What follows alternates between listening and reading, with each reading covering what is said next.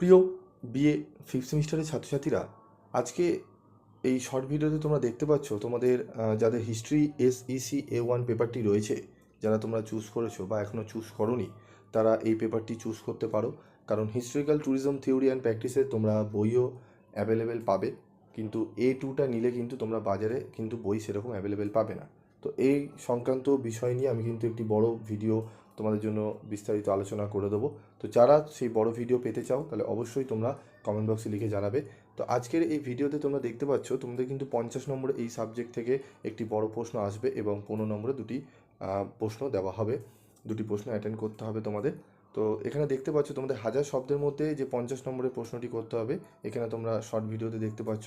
তো বড় ভিডিওটি তোমাদের বানাবো, সেখানে তোমাদের 50 নম্বরের প্রশ্ন এবং 15 নম্বরের প্রশ্ন সব কিছুই পাবে এবং বিস্তারিত আলোচনা পাবে। তো সেটি তোমরা দেখে নিতে পারো।